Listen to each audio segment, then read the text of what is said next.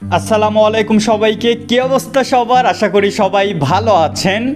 আজকে আমরা প্রাকৃতিক উপায়ে কিভাবে সুস্থ থাকতে পারি এই বিষয়ের সর্বশেষ ভিডিও। আমাদের প্রাকৃতিক উপায়ে সারা জীবন সুস্থ থাকুন এই প্লে লিস্ট অলরেডি 34টা ভিডিও কমপ্লিট। এই ভিডিওটা গেলে 35টা। এই 35টা ভিডিও যদি কেউ ফলো করে তার কখনোই ডাক্তার হাসপাতালের কাছে যেতে হবে না। কিছু ব্যাপার আছে, যদি একটু মেইনটেইন করে তাহলে তার আর শরীরে কোনো রোগ শোক আসার পসিবিলিটি আল্লাহ চাইলে কখনোই আপনি অসুস্থ হবেন না। একটু ফলো করেন। সো আজকে শেষ ভিডিও। আমাদের এই আয়োজন করার উদ্দেশ্য কী ছিল জানেন? দেখেন যে পৃথিবীতে আমরা যত সাকসেসফুল মানুষ হই না কেন, টাকা পয়সা গাড়ি বাড়ি সব কিছু করবেন, কোনো প্রবলেম নাই, কিন্তু সবার আগে শারীরিক সুস্থতা নিশ্চিত করতে হবে। আগে এই বিষয়ে সচেতন হতে হবে। কারণ আপনি যখন অসুস্থ হয়ে যাবেন, আপনার যখন সমস্যা, আপনার ক্যান্সার, লিভার সিরোসিস, ডায়াবেটিক্স, বিভিন্ন রোগে শোকে যখন আপনি ভুগবেন, এই সফলতা টাকা পয়সা কখনোই আপনাকে সুখ দিবে না। এগুলার ভ্যালু তখন আপনার কাছে থাকবে না। এর জন্যই আমাদের এই আয়োজনটা, সবার আগে সুস্থতা। সো প্রাকৃতিক উপায়ে সারা জীবন সুস্থ থাকুন। লাস্ট ভিডিও, আমরা মূল টপিকে ফেরত আসি। সো আজকে আমরা জানবো যে শারীরিক সুস্থতার জন্য করণীয় একদম সর্বশেষ এই কয়েকটা নিয়ম স্টেপ যদি আপনি ফলো করতে পারেন তাহলে আপনি মোটামুটি সারা জীবন সেফ থাকবেন। পৃথিবীর সবচেয়ে বড় বড় বিশেষজ্ঞ ডাক্তারগণ তারা এই শারীরিক সুস্থতা কীভাবে মানুষ পেতে পারে এবং করণীয় কি অলরেডি তারা বলে গেছেন। আমি সুন্দর করে নোট করে রাখছি, আমি একটু পড়ছি। প্রথম, উত্তম খাদ্য খাওয়া। একদম প্রথম করণীয় আপনি আজকের পর থেকে কখনোই বাইরের ফাস্টফুড জাতীয় খাবার, ভাজা পোড়া তেলে জাতীয় বিভিন্ন অস্বাস্থ্যকর খাবার খাবেন না। উত্তম খাদ্য গ্রহণ করবেন। নাম্বার 2, যখন ক্ষুধা লাগবে তখনই খাবেন। যখন আপনার পেটে খাবার আছে, আপনি ফিল করতেছেন, আপনি খেতে যাবেন না। আপনার যখনই ক্ষুধা লাগবে তখনই আপনি খাবার গ্রহণ করবেন। নাম্বার 3, পিপাসা লাগলে পানি পান করা, তবে বেশি পানি পান না করা। তার মানে আমরা অনেকেই কিন্তু এই কাজটা করি, আমাদের পানি পিপাসা লাগছে, আমরা পানিটা মনে হয় যা একটু পরে খাই, কাজ করতেছি, ব্যস্ত আছি, এই কাজটা করা যাবে না। আপনার পানি পিপাসা লাগছে, আপনি পানি পান করুন, তবে মাত্রা অতিরিক্ত পানি কখনোই পান করবেন না। নাম্বার 4, রাতে খাওয়ার পর অন্তত 40 কদম হাঁটা, খুবই ইম্পর্টেন্ট। আপনি যখন রাতে খাবেন অ্যাটলিস্ট 40 কদম, আপনার যদি ফ্ল্যাট বাসা থাকে তাহলে রুমের ভিতরে 40 কদম হাঁটবেন। এই 40 কদম হাঁটা খুব ইম্পর্টেন্ট। আপনি রাতে খাবার খাওয়ার পর প্রতিদিন এই কাজটা করবেন। নাম্বার 5, দিনের বেলা খাওয়ার পর গড়াগড়ি করা। এখানে কি বুঝাইছে? মানে হইল আপনি যখন দিনে খাবার খাবেন, সকাল হতে পারে, দুপুরে তো অবশ্যই করতে হবে, এটা আসতেছে সামনে। অ্যাটলিস্ট দিনের বেলা যখনই খাবার খাবেন আপনি একটু বিছানায় 5 মিনিট 10 মিনিট গড়াগড়ি করবেন, মানে একটু রেস্ট করবেন। নাম্বার 6, বৃদ্ধ পশুর মাংস না খাওয়া। এটা আমরা অনেকেই করি। গরু ছাগল বয়স হয়ে গেছে অনেক, আমরা ওটা জবাই দেই, মানে মৃত্যুবরণ করতেছে এরকম একটা ব্যাপার হয়। সো ওই সময় কী করে? জবাই দেয়। জবাই দেওয়ার পর ওই মাংসটা খাই। এরা আমাদের শরীরের জন্য খুব ক্ষতিকর, এটা কখনোই করবেন না। নাম্বার 7, ওষুধ তখন ব্যবহার করা যখন অসুস্থ হবেন। অন্তত হইল এই বিষয়টাও সামনে আসবে, ওষুধ আপনি তখন ইউজ করবেন যখন আপনি পরিপূর্ণভাবে অসুস্থ।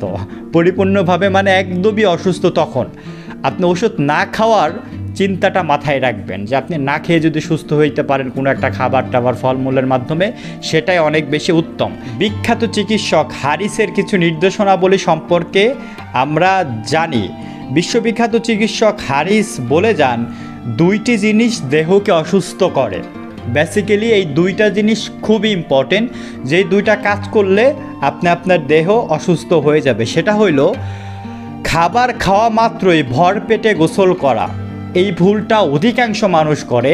তারা দুপুরে আগে আসে, প্রচণ্ড ক্ষুধা লাগে, তারা দুপুর টাইমের লাঞ্চটা গোসলের আগে করে ফেলে, এবং গোসলের আগে যখন লাঞ্চটা করে ফেললো তখন তার পেট পুরা ভরপুর, পেটে খাবার রয়েছে, ওই অবস্থায় তারা গোসল করে।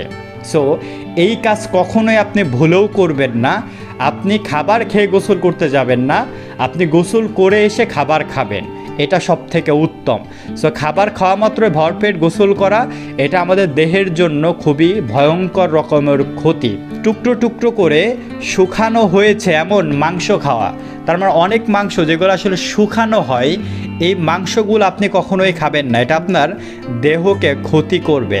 বিশ্ববিখ্যাত চিকিৎসক হারিস যখন মৃত্যুসজ্জায় অবস্থায় পৌঁছে যান, তখন লোকজন তার কাছে এসে আবেদন করলো যে আমাদের কেমন কিছু উপদেশ দিন যেগুলো আপনি মারা গেলে আমরা পালন করতে পারবো।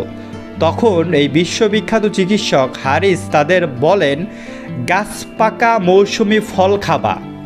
তার মানে এই যে একটা সিজন চলতেছে এখন, আম কাঁঠালের সিজন, বিভিন্ন ফলের সিজন, তাই না, লিচুর সিজন গেল।